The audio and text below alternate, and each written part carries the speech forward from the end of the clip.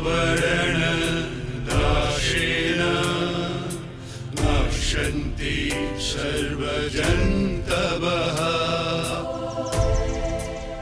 নমস্কাৰ, সুষম বসুন্ধৰাৰ অষ্টবিংশতিতম খণ্ডলৈ আপোনাক আদৰণি জনাইছোঁ। আমাৰ গাঁওবোৰত এতিয়া ধান খেতিত ব্যস্ত হোৱাৰ বতৰ। নিজৰ নিজৰ পথাৰডৰা প্ৰায় সকলে এবাৰ চহাইছেই। তাৰ পিছত খেতিৰ দ্বিতীয় পৰ্বত কঠীয়া পৰাৰ বাবে প্ৰস্তুতি আৰম্ভ হ'ব। তাৰ বাবে আগতীয়াকৈ কঠীয়াডৰাৰ চাৰিওফালে জেওৰা ভেটি দিয়া হয়। এনে কৰাৰ কাৰণ হৈছে গৰু। উদঙীয়া গৰুৰ পৰা খেতিয়কসকলে কঠীয়াডৰা বচাবলৈ জেওৰা দি ভেটিবলগীয়া হয়। খেতিয়কসকলে কঠীয়া পাৰিবলৈ সাধাৰণতে পথাৰৰ গাতে লাগি থকা ওখ চানেকীয়া ঠাই বাছনি কৰে। কঠীয়া পৰাৰ কামটো কেতিয়াবা একোগৰাকী খেতিয়কে অকলে কৰে আৰু কেতিয়াবা ক'ৰবাত কেইবাজনো খেতিয়ক মিলি সমূহীয়াভাৱেও কৰে। এনে কৰিলে চাৰিওফালে জেওৰা দিব লাগে আৰু সামূহিকভাৱে কৰিলে চাৰিসীমাটোত জেওৰা দিলেই হয়। তেতিয়া খেতিয়কৰ শ্ৰম, সময় আৰু জেওৰা প্ৰস্তুতিৰ পৰিমাণ বহুখিনি কমি যায়। এনে শ্ৰম অৰ্থব্যয়ৰ আচল কাৰণটো হৈছে গৰু। আচলতে সমস্যাটো গৰুৰ নহয়, মানুহৰহে। মানুহৰ সামূহিক চিন্তাৰ অভাৱ আৰু সামূহিক কাৰ্যকাৰিতাৰ দূৰদৃষ্টিহীনতাৰ বাবে আৰু বিষয়টোত পেছাদাৰী দৃষ্টিভংগীৰ অভাৱৰ বাবে সম্পদ এটি সমস্যাৰূপে দেখা দিছে বহু ঠাইত। কেৱল যে উৎসৱ আয়োজনত, বিভিন্ন লোকাচাৰ আয়োজনতহে সামূহিক অংশগ্ৰহণ আৰু সহযোগিতাৰ দৰকাৰ এনে নহয়, শস্য উৎপাদন কাৰ্যতো পাৰস্পৰিক সহযোগিতা একান্তই প্ৰয়োজন। এককভাৱে হ'লেও পৰস্পৰৰ সহযোগিতা থাকিলে নানাভাৱে লাভান্বিত হ'ব পাৰি। যেনে ওচৰে ওচৰে থকা খেতিৰ বাবে এজন পহৰাদাৰ হ'লেও কাম হৈ উঠিব পাৰে। পালপাতি দৈনিক এজনেই দুয়ো ঘৰৰ জলপান নিয়াৰো ব্যৱস্থা হৈ উঠিব পাৰে। এনেকৈ অনেক সুবিধা উলিয়াই ল'ব পৰা যায়। ব্যৱস্থা ওলালে লাভো হয়। শ্ৰমৰ লাভ হয়, সময়ৰ লাভ হয়। সেই শ্ৰম আৰু সময়খিনি অন্য কামত লগালে সেয়াও লাভ। খেতিপথাৰত গৰুৰ ব্যৱহাৰ কমিছে যেন লাগিলেও সামগ্ৰিকভাৱে অসমৰ গ্ৰাম্য পৰিৱেশত গৰুৰ সংখ্যা কমি যোৱা নাই। পৰম্পৰাগতভাৱে পূৰ্বৰ দৰেই অসমৰ চহা জনতাৰ ঘৰে ঘৰে গৰু আছে। সেইবোৰ সংস্কৃতিৰ বাহকৰূপে থকাৰ দৰেই আছে। একেদৰে গৰু চোৱা চিতা কৰাৰ বেলিকাও বহু পৰিমাণে নিয়মবোৰ পৰম্পৰাগত ৰূপতেই আছে। কম সংখ্যকে অতি সাধাৰণভাৱে প্ৰতিপালন কৰে। বহুতৰ বহু সংখ্যক গৰু আছে, কিন্তু বছৰ জুৰি এৰাল দিয়াৰ ব্যৱস্থা নকৰে। বহুতৰ গোহালিও নাথাকে। বহুতৰ গৰু থাকে, কিন্তু সেইবোৰ না হাল বোৱাত ব্যৱহাৰ কৰে, না মৰণা মৰাত ব্যৱহাৰ হয়, না গাখীৰ খিৰোৱাত ব্যৱহাৰ কৰে। এনে পৰিৱেশৰ বাবে অসমত গৰুৰ সংখ্যাৰ বিপৰীতে অৰ্থনৈতিক উৎপাদনৰ কামত ব্যৱহৃত হৈ থকা অনুপাতত বিস্তৰ পাৰ্থক্য দেখিবলৈ পোৱা যায়। সামাজিক আৰু সাংস্কৃতিক উপাদান হিচাপে যিবিলাক সামগ্ৰী আৰু জন্তু আমাৰ লগত পৰম্পৰাগতভাৱে আছে, সেইবোৰৰ ব্যৱহাৰ আৰু প্ৰতিপালনৰ ক্ষেত্ৰত আমাৰ পৰম্পৰাগত জ্ঞান থাকে। যেনে তাঁতশাল আৰু গৰুকে আদি কৰি পোহনীয়া জীৱ জন্তুবিলাক। আজিকালি ক'ৰবালৈ গ'লে উদঙীয়া গৰুৱে অসুবিধাত নেপেলোৱা ৰাস্তা নাই বুলিবই পাৰি। গৰুৰ এনে সহজলভ্যতাৰ পৰিৱেশত বহনক্ষম অৰ্থনৈতিক উন্নয়নৰ চক্ৰটোত গোপালন বা সামগ্ৰিকভাৱে পশুপালন সহজ আৰু কাৰ্যকৰী হৈ উঠিব পাৰে নেকি? এই বিষয়টোত বিশদভাৱে পাতিবলৈ সুষম বসুন্ধৰাৰ আজিৰ খণ্ডটিৰ অতিথি হিচাপে আহিছে এগৰাকী পশু চিকিৎসক, পশুপ্ৰেমী, অনাথ পশুক দিনে ৰাতিয়ে শুশ্ৰূষা কৰি থকা পশু তথা সমাজ হিতৈষী লোক ডাঃ প্ৰবীণ কুমাৰ নেওগ ডাঙৰীয়া।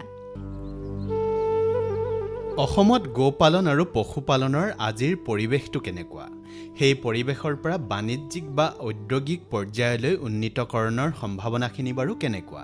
সেই বিষয়ে জানিবলৈ বিচৰাত তেওঁ আমাক এইদৰে ক'লে।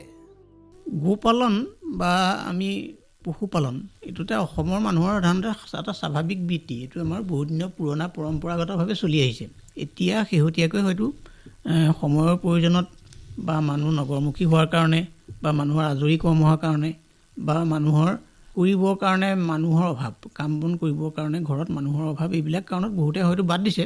তথাপিও গ্ৰামাঞ্চলৰ সৰহভাগ মানুহে কম বেছি পৰিমাণে এতিয়াও গাই গৰু, ম'হ, ছাগলী আছে। যিবিলাক ঠাইত ম'হ নাই এইবিলাক বেলেগ কথা, কিন্তু ছাগলী আৰু গাই গৰু এতিয়াও এটা আমাৰ গ্ৰামাঞ্চলৰ মানুহৰ সাধাৰণ এটা বৃত্তিৰ নিচিনাকৈ বৃত্তিগতভাৱে তেওঁলোকে পালন কৰি আছে। কিন্তু এটা কথা ঠিক যে আমি পালন কৰি আছোঁ পৰম্পৰা হিচাপে। এই পৰম্পৰাগতভাৱে পালন কৰি থাকিলে আমি অৰ্থনৈতিকভাৱে বৰ বেছি স্বাৱলম্বী বা অৰ্থনৈতিকভাৱে বেছি লাভৱান হ'ব পৰা নাই।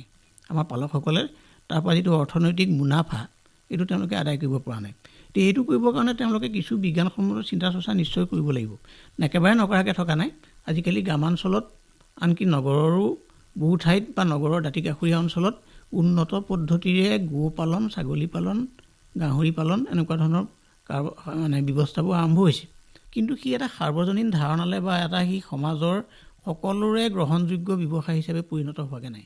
দুটা কথা আছে যে কোনোবা এজন মানুহে আগৰ পৰা গো পালন কৰি আছে, কিন্তু তেওঁ অকণমান তাক বিজ্ঞানসন্মত ৰূপ দিবলৈ যত্ন কৰিলেই তেওঁ অকণমান অৰ্থনৈতিকভাৱে লাভৱান হ'ব। তেওঁ জনসাধাৰণৰ কাৰণে এটা উচ্চ মানদণ্ডৰ খাদ্য যোগান ধৰিব পাৰিব আৰু তেওঁ পৰিয়ালটোক আগবঢ়াই নিব পাৰিব।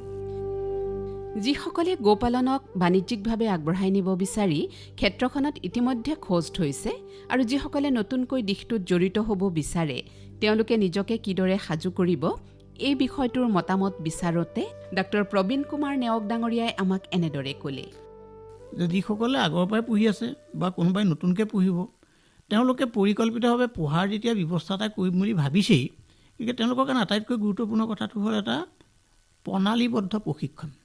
পশুপালন এটা বিজ্ঞান, কাৰণ বিজ্ঞানসন্মতভাৱে কাম নকৰিলে তেওঁৰ লাভ নহ'ব, আৰু তেওঁৰ যদি লাভেই নহয় তেতিয়াহ'লে কামটো কৰাৰ পৰা ভৱিষ্যতে তেওঁক দেখি আনেও উৎসাহ লাভ নকৰিব। গতিকে এই ক্ষেত্ৰত আটাইতকৈ গুৰুত্বপূৰ্ণ কথাটো হ'ল যে তেওঁ এটা প্ৰণালীবদ্ধ প্ৰশিক্ষণ তেওঁ লোৱাৰ প্ৰয়োজন। আমাৰ এটা বৰ গুৰুত্বপূৰ্ণ অনুষ্ঠান আছে, আমাৰ প্ৰত্যেকখন জিলাতে আছে, সেইটোক আমি কওঁ ইংৰাজীত RCT, rural self employment training institute.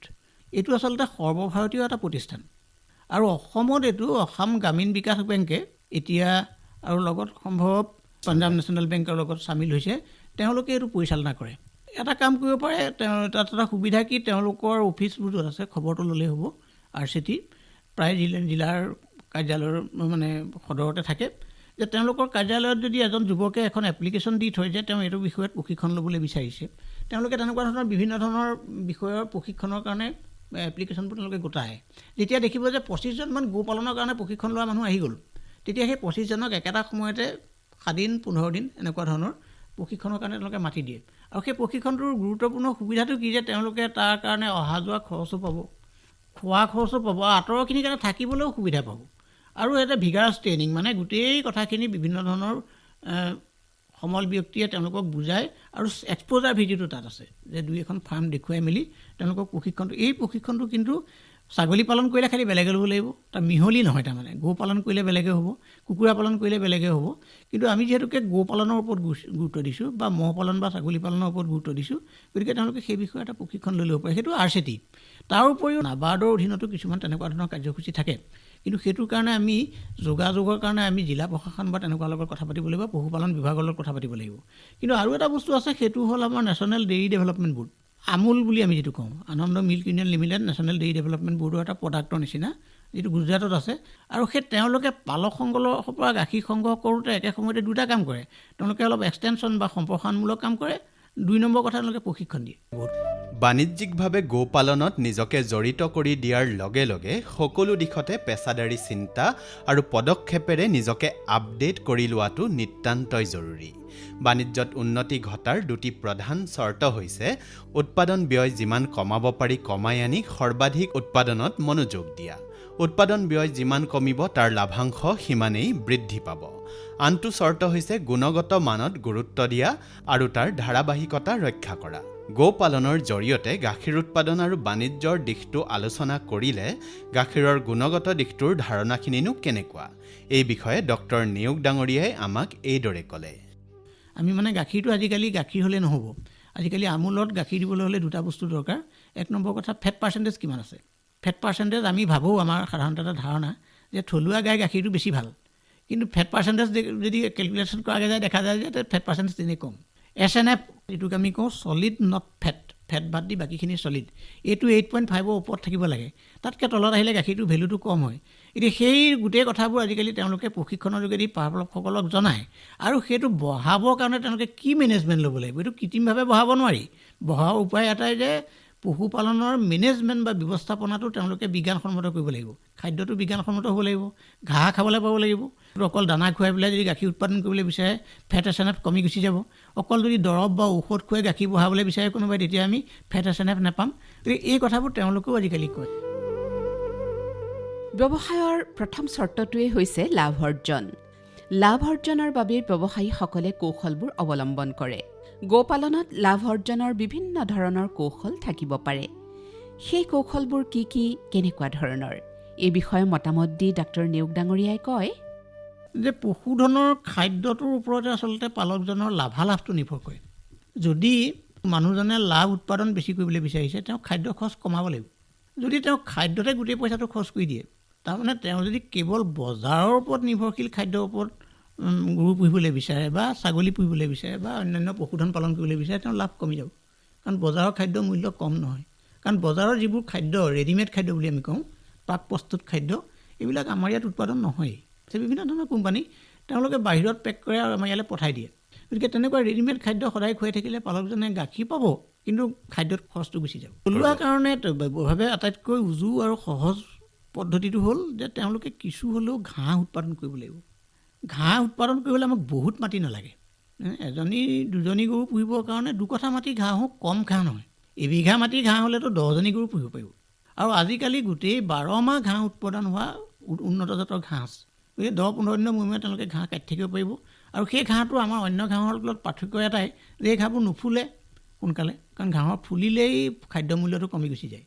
আৰু ইয়াৰ প্ৰটিন পাৰ্চেণ্টেজ বা ইয়াৰ কাৰ্বহাইড্ৰেট পাৰ্চেণ্টেজ এনেও বেছি। কিন্তু কাৰোবাক মাটি নাই, ঘাঁহ খেতি তেওঁ কি ঘাঁহ খুৱাব নোৱাৰিব নেকি? আজিকালি তাৰ কাৰণে ব্যৱস্থা ওলাইছে। আজিকালি ছাদৰ ওপৰত খেতি কৰিব পাৰি। আৰু ছাদৰ ওপৰত কৰা ঘাঁহৰ খেতিৰ খৰচ বেছিও নহয় আৰু খাদ্য মূল্যও কম নহয়। সেইটোকে আমি হাইড্ৰপনিক কালচাৰ বুলি কওঁ। কোনো মাটিৰ দৰকাৰ নাই, কাৰ্পেট লাগিব খালি বা ট্ৰে লাগিব, প্লাষ্টিক ট্ৰে। আৰু এইটো মেটখনৰ নিচিনাকৈ মেৰিয়াই পেলাই আমি বান্ধি থৈ দিব পাৰোঁ। কাটি কাটি টুকুৰা টুকুৰকৈ গৰু ম'হক দিব পাৰোঁ। এইটো ধুবলগীয়া কথা নাই একো, কাৰণ তাত মাটি বালি লাগিবলগীয়া কথা নাই। আৰু তাত আমি কোনো ৰাসায়নিক দ্ৰব্য প্ৰয়োগ নকৰোঁ। অতি বেছি দৰকাৰ পৰিলে NPK সাৰ ব্যৱহাৰ কৰিব পাৰোঁ। সেইটোৱে গৰু ম'হক কোনো অপকাৰ নকৰে। আৰু মাটিত যিহেতু সি নহয়েই, সি একেবাৰে সংক্ৰমণ বিৰোধী হৈ পৰে, মানে সংক্ৰামক বেমাৰৰ বীজাণু তাৰ যোগেদি অহাৰ সম্ভাৱনা কমি যায়। শ্ৰোতা বন্ধু, গো পালনৰ বাবে কৰিবলগীয়া আয়োজনবোৰৰ ভিতৰত এটি হৈছে গোহালি ব্যৱস্থাপনা। তদুপৰি অন্যান্য কি ব্যৱস্থাপনাৰ প্ৰতি গোপালকে মনোযোগ দিয়া দৰকাৰ। এই বিষয়ে জানিবলৈ বিচৰাত ডাক্তৰ প্ৰবীণ কুমাৰ নেওগ ডাঙৰীয়াই আমাক এনেদৰে ক'লে। ৰ'দটো কিন্তু আটাইতকৈ গুৰুত্বপূৰ্ণ কথা। আমি কোনো কাৰণতে কম্প্ৰমাইজ কৰিব নোৱাৰা বিষয় হ'ল এটাই, সেইটো হ'ল ঘৰটো চেচুকীয়া হ'ব নালাগিব। কাৰণ চেচুকত যদি আমি গোহালিটো পাতি লওঁ, তেতিয়াহ'লে আমি কেৱল বেমাৰহে পাতিব পাৰিম। আৰু বেমাৰ বেছি পাতিবলৈ গ'লে আৰু মানে মানুহজনৰ লোকচানৰ এটা অংশ খাদ্যই নিয়ে, এটা আৰু বেছিকৈ নিয়ে বেমাৰে। কাৰণ বেমাৰ যদি হৈ থাকে আমি এণ্টিবায়'টিক ব্যৱহাৰ কৰিব লাগিব, সকলো সময়তে দৰৱ ব্যৱহাৰ কৰি থাকিব লাগিব, তেওঁ ক'ৰ পৰা লাভ হ'ব? আৰু তাৰ কাৰণে এনিমেলটোৰ ওপৰত ষ্ট্ৰেছ পৰিব। গতিকে আমি ৰ'দ ঘাই ঠাইটো নিৰ্বাচন কৰাটো আটাইতকৈ গুৰুত্বপূৰ্ণ কথা। দ্বিতীয় কথাটো যে আমি য'ত গোহালি বনাম, য'ত আমি ছেটটো বনাম, তাৰ যাতে চাৰিওফালে আশে পাশে গেলা জাবৰ জোঁথৰ এনেই স্বাভাৱিকভাৱে যাতে দম হৈ নাথাকে, গেলা পানী নৰ্দমা এনেকুৱা যাতে দম হৈ নাথাকে, যাতে মহ মাখিৰ উপদ্ৰৱ কম হয়।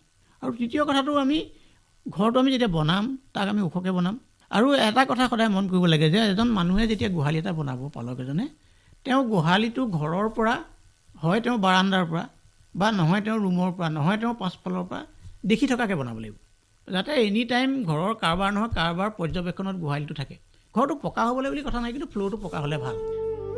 গৰুৰ গোবৰখিনি সাৰ হিচাপে প্ৰয়োগ কৰোঁ বুলি আমি সকলোৱে জানো।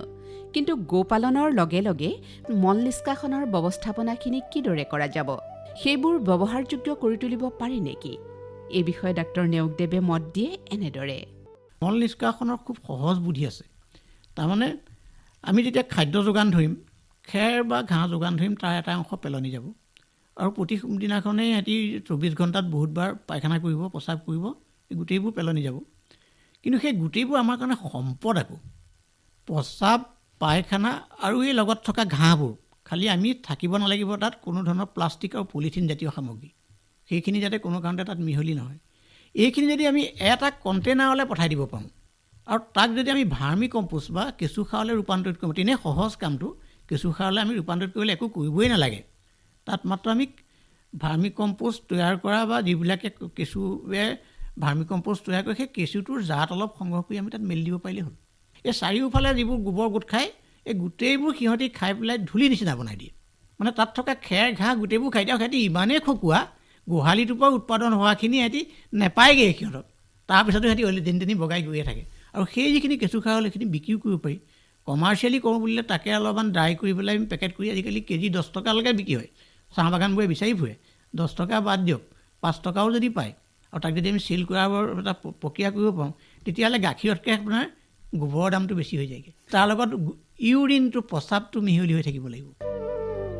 ব্যৱসায়ৰ ক্ষেত্ৰত জাত নিৰ্বাচনেও গুৰুত্বপূৰ্ণ ভূমিকা পালন কৰে। অসমৰ থলুৱা জাতক লৈ ব্যৱসায়িক সম্ভাৱনানো কেনেকুৱা? গোপালনৰ ক্ষেত্ৰত জাত নিৰ্বাচনত কেনে সাৱধানতা অৱলম্বন কৰিব লাগিব?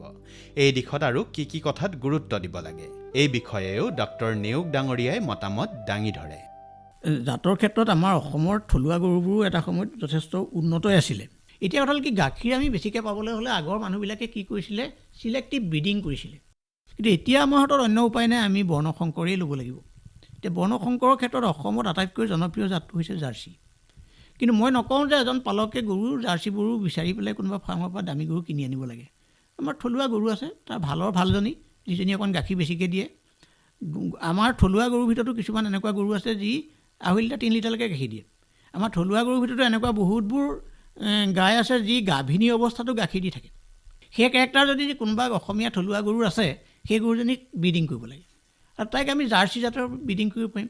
আজিকালি যিকোনো হস্পিটেলত আজিকালি আমাৰ ব্ৰিডিং যথেষ্ট ব্ৰিডাৰ আছে, গতিকে তেওঁলোকক কৈ দিলে, কৃত্ৰিম প্ৰজনন কৰিলে তেওঁ পোৱালি এটা পাব আৰু 50% চান্স দি মতা বা মাইকী, আৰু মাইকীয়ে বেছি হয় সাধাৰণতে। আৰু আজিকালি আকৌ একেবাৰে মাইকীয়ে হোৱা পশ্চিমেনো আছে, মানে শুক্ৰও আছে যে মোক মাইকী এটা লাগে। সেইটো অকণমান হয়তো শুক্ৰটোৰ দামটো বেছি হয়, সেইটো তেওঁ কৰিব পাৰে। আৰু জাৰ্চিটোৱে আমাৰ ইয়াৰ কাৰণে আটাইতকৈ উত্তম বুলি আমি মান্য কৈ আছোঁ। কিন্তু তাৰ পাছতে মাজতে এবিধ গৰু আহি গ'ল, আপোনালোকে দেখিছে যে ক'লা পখৰা গৰুটো, ক'লা আৰু বগা, এইটো আমি হলষ্টেইন ফ্ৰিজিয়ান বুলি কওঁ। ই অলপ ঠাণ্ডা ঠাই গৰু, গৰম সহ্য কৰিবলৈ টান পায়। আমাৰ ইয়াত সিহঁতি অকণ কষ্ট পায় আৰু আমাৰ ইয়াত 3টামান পোৱালি দিয়াৰ পাছত সিহঁতি অসুবিধা দেখুৱায়।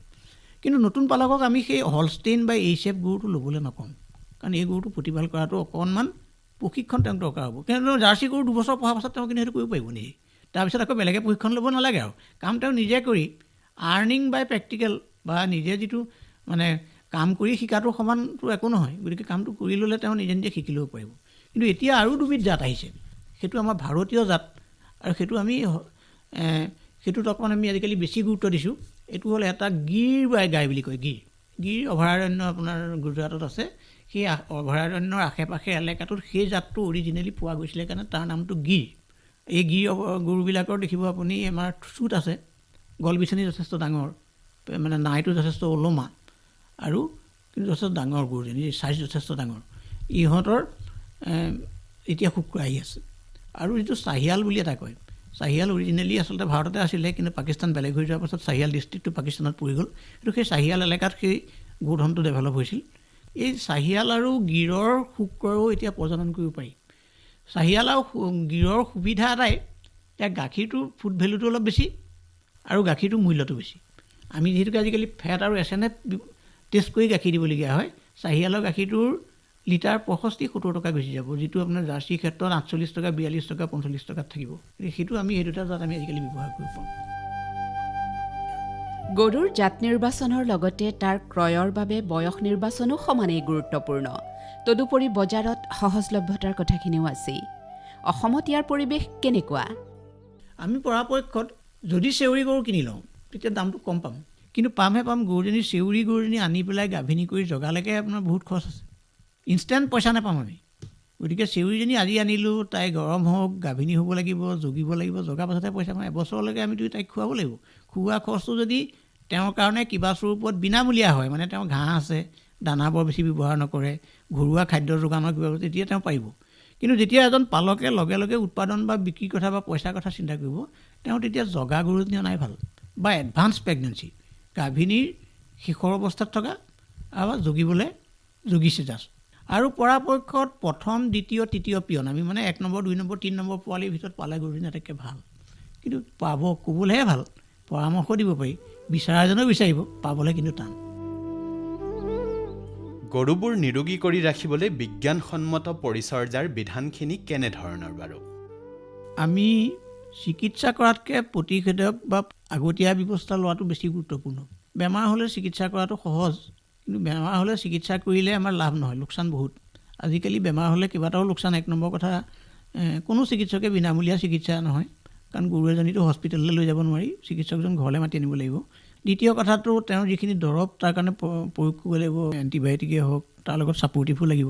আজিকালি যথেষ্ট দাম বাঢ়িল, গতিকে দৰৱৰ খৰচ খুব বেছি হৈ গ'ল। তৃতীয় কথাটো ট্ৰিটমেণ্ট কৰাৰ লগে লগে গৰুজনীৰ ওপৰত এটা ষ্ট্ৰেছ পৰিব। তাই 12 লিটাৰ যদি গাখীৰ দি আছিলে 0 হৈ নাযায়, কিন্তু 8 লিটাৰলৈ নামি আহিব, 9 লিটাৰলৈ নামি আহিব। তেওঁ ডেইলি 3 লিটাৰ লোকচান হৈ গ'ল। 3 লিটাৰ লোকচান মানে ডেইলি তেওঁ গাখীৰত 150 মাইনাছ হৈ আছে, ইপিনে দৰৱত তেওঁ উপৰঞ্চি খৰচ এটা গৈ আছে। গতিকে আমাৰ কথাটো হ'ল যে বেমাৰ নোহোৱাকৈ আমি কেনেকৈ ৰাখিম। এতিয়া বেমাৰ নোহোৱাকৈ ৰখাৰ প্ৰাথমিক আৰু মূল কথাটো মই ইতিমধ্যে কৈছোঁ যে আমি গোহালিটো কেনেকৈ বনাম, আমি আলোচনা কৰিলোঁ। এতিয়া দ্বিতীয় কথাটো হ'ল কি, তেওঁ উৎকৃষ্ট মানৰ খাদ্য তেওঁ যোগান ধৰিব লাগিব। খাদ্যৰ ক্ষেত্ৰত কম্প্ৰমাইজ নহ'ব, অকল ঘাঁহেই নহ'ব, দানা লাগিব। কিন্তু দানাটো আমি কোন কোৱালিটিৰ, কেনে কোৱালিটিৰ দানা আমি খুৱাম। কাৰণ আমাৰ ইয়াত দানাৰ এটা সমস্যা কি, দানাটো আমি নিজেও বনাব পাৰোঁ যদি আমাৰ ইনগ্ৰেডিয়েণ্টকেইটা থাকে। কাৰণে দানাত লগা বস্তুকেইটা হ'ল ঘেঁহু, তুঁহগুৰি আমি ব্যৱহাৰ কৰিব পাৰিম কমকৈ, খলিহৈ, মাকৈ গুড়ি, এই 3টা বস্তু যদি আমাৰ থাকে, আমাৰ বাদামটো আমাৰ ইয়াত নায়েই বাৰু, চয়াবিন আমাৰ ইয়াত বৰকৈ পাবলেই নাই। কিন্তু আমি যদি ঘেঁহুৰ মানে বাকলি, মাকৈটো গোটাই গোটাই আৰু তুঁহগুৰি, এই 3টা বস্তু দি আমাৰ কেনেবাকৈ প্ৰডাকশ্যন হ'লহেঁতেন, তেতিয়াহ'লে আমি দানা নিজেই বনাব পাৰিলোহেঁতেন। অসমত মাকৈ খেতিৰ যথেষ্ট সুবিধাও আছিলে আৰু অসমত মাকৈ ডিমাণ্ডো আছে। গতিকে মূল কথাটো তেওঁ ঘাঁহ কৰিব লাগিব, গোহালিটো ঠিক হ'ব লাগিব, দানাটো তেওঁ কোৱালিটি দানা সংগ্ৰহ কৰিব লাগিব। আৰু সংক্ৰামক আৰু মহামাৰী সংক্ৰান্তীয় যিবোৰ ৰোগ আছে, যিবোৰে সাধাৰণতে ঘপককৈ জীৱ জন্তুটো মাৰিব পাৰে, তাৰ কাৰণে যিকেইটা প্ৰতিষেধক প্ৰতি বছৰে দিব লাগে, যিটো তেওঁ প্ৰশিক্ষণৰ যুগতে গম পাব। আৰু প্ৰতিষেধককেইটা তেওঁ যদি নিয়মীয়াকৈ দিয়াৰ ব্যৱস্থা কৰে, সেইকেইটাৰ পৰা বাচি থাকিলে তেওঁ অন্যান্য সমস্যাও বহুত কমি যাব।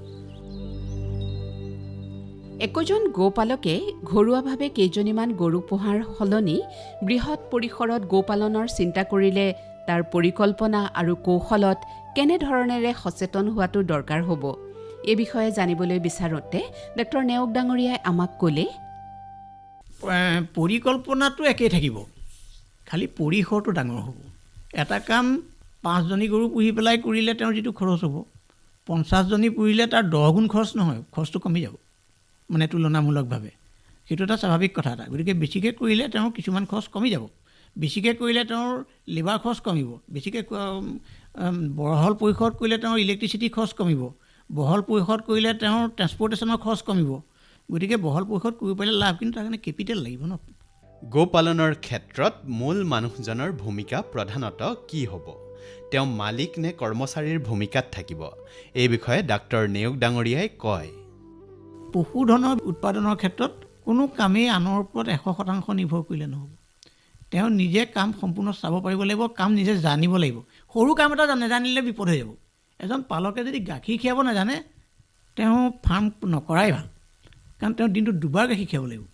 5জনী গৰু 2বাৰ গাখীৰ খীৰাওঁতে 2 ঘণ্টাকৈ 10 ঘণ্টা সময় লাগিব, 2 ঘণ্টা 4 ঘণ্টা, সপ্তাহত 8-4-32 সময় লাগিব। তেওঁ অইন মানুহৰ দ্বাৰা সেই কামটো নহ'ব। গাখীৰ খোৱা মানুহ এটা ধৰিব ল'লে সদায় পইচা দিব লাগিব তাক, এইটো অযথা পইচা গৈ থাকিব। তেওঁ সৰু কাম নজনাৰ কাৰণে তেওঁ আনক পইচা দি থাকিব লাগিছে। আৰু সেই মানুহটো সময়ত নাহিব, আজি 1 ঘণ্টা দেৰিকৈ আহিব, কাইলৈ 2 ঘণ্টা পিছুৱাই আহিব। গৰুজনীৰ স্বাস্থ্যৰ প্ৰব্লেম হৈ যাব, উৎপাদন খেলি মেলি লাগি যাব। গাখীৰ খীৰোৱাটো ঘাঁহো আপুনি দানাও আধা ঘণ্টা ইফাল সিফালকৈ দিলে একো প্ৰব্লেম নহয়, গাখীৰ কিন্তু টাইমত খীৰাব লাগিব। গোপালন এটা ব্যৱসায়, অন্যহাতে ই সেৱাও। এই ধাৰণাটো ডাক্তৰ প্ৰবীণ কুমাৰ নেওগে আমাক দিয়ে এনেদৰে, এইটো এটা ব্যৱসায় হিচাপে অকল পালকসকলে ল'ব নালাগে, এইটো এটা সেৱাও। আচলতে সেৱাটো বেছি, ব্যৱসায়টো কম। কাৰণ মানুহৰ পইচা থাকিব পাৰে, পইচা থাকিলে কিন্তু মানুহে ভাল বস্তু নাপাবও পাৰে। বজাৰলৈ গ'লেই ভাল বস্তু নাপাব নহয়। গতিকে মই যদি কাৰোবাক ভাল অকণমান গাখীৰ উৎপাদন কৰি খুৱাব পাৰিছোঁ, এটা উন্নত মানৰ কণী উৎপাদন কৰি খুৱাব পাৰিছোঁ, এজাক ছাগলী পুহি যদি নিৰোগী ছাগলী মাংস মই কাৰোবাক খুৱাব পাৰিছোঁ, মই পইচা পাইছোঁ ঠিক, কিন্তু একে সময়তে মই এটা সেৱা কৰিছোঁ মানুহক। এইটো এটা পজিটিভ এটিটিউড। এই এটিটিউডটো পালকজনৰ মাজত থাকিব লাগিব। আমাৰ অসমীয়া যিসকল যুৱক যুৱতীয়ে এই কামবোৰ কৰিছে, মোৰ তেওঁলোকৰ ক্ষেত্ৰত এই পজিটিভ এটিটিউডটো আছে, কিন্তু এইটো কাৰণে মোৰ ভাল লাগে। শ্ৰোতা বন্ধু, গোপালনৰ সৈতে প্ৰকৃতি নিৰ্ভৰ বহু কথাই যুক্ত হৈ থকাটো বিশেষজ্ঞই আঙুলিয়াই দিছে। সেয়া গুৰুত্বপূৰ্ণ। সেই কামখিনি এজনৰ দ্বাৰা নকৰি সমূহীয়াভাৱেও কৰি আগবাঢ়ি যাব পাৰি। যেনে এজনে ঘাঁহ খেতিখিনি কৰিলে, কোনোবাই গোহালিৰ মল নিষ্কাশন কৰি কেঁচু সাৰ প্ৰস্তুত কৰিলে, কোনোবাই গাখীৰখিনি বজাৰলৈ নিয়াৰ কামখিনি কৰিলে ইত্যাদি। এনেদৰে কৰিলে উৎপাদন ব্যয় ভাগ ভাগ হ'ব, শ্ৰম ভাগ ভাগ হ'ব আৰু লাভাংশও সেইদৰে ভাগ ভাগ হ'ব। তেনে ক্ষেত্ৰত বৃহৎ পৰিসৰত ফাৰ্মৰ ব্যৱসায়ো সম্ভৱ হ'ব পাৰে। সুষম অৰ্থনৈতিক চক্ৰ, বহনক্ষম উন্নয়নৰ এনে উদাহৰণে আমি বাস কৰা ধৰণীখন সুন্দৰ কৰি তুলিব। সেয়া হ'ব আমি কোৱা সুষমা বসুন্ধৰা। বাৰু মাননীয় পঞ্জীভুক্ত সদস্যসকল, যোৱাটো খণ্ডত আমি 5 গৰাকী উদ্যমী লোক একগোট হৈ সম্পূৰ্ণ বাণিজ্যিক ভিত্তিত বহু খেতিয়কৰ মাটিত একেলগে একেটা ব্যৱস্থাপনা প্ৰণালীৰে ধানৰ খেতি কৰাৰ উপৰিও গাখীৰ, কণী, মাংস আদিৰ বাবে পশুপালন কৰাৰ লগতে মৎস্যপালন, বয়ন বা কাপোৰ উৎপাদন, মাছৰুম, কেঁচুসাৰ আদি উৎপাদন কৰিবলৈ গাঁওখনৰ সমগ্ৰ মানুহখিনিক নিয়োজিত কৰি সকলোৰে অৰ্থনৈতিক উন্নয়নৰ বাবে যে কাম কৰিব পাৰি তাৰ এটা আভাস দিবলৈ যত্ন কৰিছিলোঁ। আপোনালোক সকলোৱে কথাখিনি নিশ্চয় বুজি পাইছে আৰু হয়তো বহুতে বিষয়বোৰ সম্পৰ্কত নিজাববীয়াকৈ চিন্তা চৰ্চাও কৰিছে। এনেদৰে কাম কৰাৰ প্ৰধান লাভটো কি জানেনে বাৰু? মানুহবোৰে ক্ষুদ্ৰ বা অতি ক্ষুদ্ৰ পৰিসৰত পৰিয়াল ভিত্তিক কাম কৰিলেও সামগ্ৰিক ৰূপত গাঁওখনে এটা ডাঙৰ উদ্যোগ হিচাপে উৎপাদনী প্ৰক্ৰিয়া এটা চলাই থাকে। অথচ বৃহৎ আন্তঃগাঁথনি এটা গঢ়াৰ খৰচো কৰিবলগীয়া নহয়। তাৰোপৰি উদ্যোগটোৰ পৰা হোৱা লাভ সকলো কৃষকে পোনপটীয়াকৈ নিজৰ অংশীদাৰিত্বৰ আকাৰ অনুপাতে লাভ কৰে। সেয়া কাৰোবাৰ অনুগ্ৰহ বা ইচ্ছা অনিচ্ছা অনুসৰি পোৱা লাভৰ অংশ নহয়, নিজৰ শ্ৰমেৰে অৰ্জা লাভ। আনকি 5জনীয়া ব্যৱসায়িক সংস্থাটোৰ সদস্যসকলৰ ইচ্ছা অনিচ্ছাৰ কথাও ইয়াত নাখাটিব। 5জনীয়া সদস্যৰ সংস্থাটোৱে ইয়াত উৎপাদনী প্ৰক্ৰিয়াটোৰ সুবিধা প্ৰদানকাৰী বা ফেচিলিটেটৰ হিচাপে কাম কৰি বিক্ৰীৰ প্ৰক্ৰিয়াটোৰ পৰা পাব পৰা লাভহে অৰ্জন কৰিব পাৰিব। অৰ্থাৎ লাভ সকলোৰে হ'ব। শ্ৰোতা বন্ধু, ভাবকচোন, এখন গাঁৱৰ পাছফালৰ বা আগফালৰ নাইবা দুয়োফালৰ সমগ্ৰ পথাৰত বছৰৰ সকলো সময়তে খেতি থাকিব। গাঁৱৰ মানুহবোৰ পথাৰখনত সকলো সময়তে ব্যস্ত থাকিব। ট্ৰেক্টৰ চলিব, মেচিন চলিব, ৰোৱনী দাৱনীৰ গিজগিজনি থাকিব। ঘৰত থকাসকল গৰু, ছাগলী, মহ, হাঁহ, কুকুৰা, গাহৰিৰ প্ৰতিপালনৰ কামত ব্যস্ত থাকিব। কোনোবা মাছৰুমৰ খেতি বা কেঁচুসাৰ প্ৰস্তুতিৰ কামত ব্যস্ত থাকিব। আন কোনোবা কেইজনমান পুখুৰীৰ পাৰত বা পুখুৰীত মাছ প্ৰতিপালনৰ কামত ব্যস্ত থাকিব। গাঁৱত কিছুমান গাড়ীৰ আহ-যাহ চলিব। সেইবোৰত উৎপাদিত সামগ্ৰী গাঁৱৰ পৰা উলিয়াই নিব বা কৃষি প্ৰয়োজনীয় সামগ্ৰী গাঁৱলৈ আনিব। মুঠতে এক অনিৰ্বচনীয় প্ৰাণ শক্তিয়ে গাঁওখন উদ্বেলিত কৰি ৰাখিব। আমি কল্পনা কৰিব পাৰোঁনে এনে এখন গাঁৱৰ কথা? কল্পনাটো কৰিব পাৰোঁৱেই। সকলোৰে প্ৰচেষ্টাত আমি আচলতে এই ছবিখনৰ বাস্তৱ ৰূপ দিবই পাৰোঁ। আমি নিশ্চিত আমাৰ প্ৰতিগৰাকী মাননীয় পঞ্জীভুক্ত শ্ৰোতাৰ নেতৃত্বত 5জনীয়া দলবোৰ যদি দৃঢ় হয়, আমি এই ছবিখন বাস্তৱ ৰূপত দেখিবলৈ পামেই। আমি পুনৰ কওঁ, বাৰে বাৰে ক'ম যে এনেদৰে কৰা কৃষিৰ ফলত আমাৰ 4টা প্ৰধান লাভ হ'ব। যেনে অধিক শস্য উৎপাদন কৰিব পাৰিম, যাৰ ফলত আমাৰ জাতীয় আয় বৃদ্ধি হ'ব। কৃষি ক্ষেত্ৰত হোৱা ভয়াৱহ প্ৰদূষণ নিয়ন্ত্ৰণ কৰিব পাৰিম, যাৰ ফলত জাতিটো নিৰোগী হৈ থাকিব। সামাজিকভাৱে আমি সকলো ক্ষেত্ৰতে শক্তিশালী হ'ব পাৰিম। আৰু সৰ্বোপৰি আৰ্থিক বিকাশৰ ক্ষেত্ৰত গাঁও আৰু নগৰৰ মাজৰ পাৰ্থক্য কমি যাব আৰু গাঁৱৰ মানুহৰ নগৰমুখী প্ৰব্ৰজন হ্ৰাস পাব। বাৰু, এই কৃষি ব্যৱস্থাপনা প্ৰণালীটো সম্পৰ্কে পৰৱৰ্তী খণ্ডবোৰত আমি আৰু কথা পাতিম। কিন্তু আমি আশা কৰিছোঁ আমাৰ মাননীয় পঞ্জীভুক্ত শ্ৰোতাসকলে একেলগে বহু মাটিত একেটা ব্যৱস্থাপনা প্ৰণালীৰে খেতি কৰাৰ বিষয়টো গুৰুত্ব সহকাৰে চিন্তা কৰক। আধুনিক ব্যৱস্থাপনা প্ৰণালীৰ প্ৰশিক্ষণ আৰু নথিপত্ৰৰ বিষয়বোৰত আমি যিমান পাৰোঁ আপোনালোকক সহায় কৰিম। এই সম্পৰ্কত কিবা চিন্তাৰ উদ্ৰেক হ'লে সুষমা বসুন্ধৰা গ্ৰুপৰ নম্বৰত আমালৈ পোনপটীয়াকৈ যোগাযোগ কৰিব পাৰিব। বাৰু, আজিলৈ সময় হ'ল। প্ৰতি দেওবাৰে সন্ধিয়া 6:15 সুষমা বসুন্ধৰাৰ পুনৰ প্ৰচাৰ শুনিব কিন্তু। বাৰু, আজিলৈ তেনেহ'লে বিদায় লৈছোঁ। অহা দেওবাৰে নতুন এটা খণ্ডলৈ পুনৰ লগ পাম পুৱা 8:30 বজাত। নমস্কাৰ।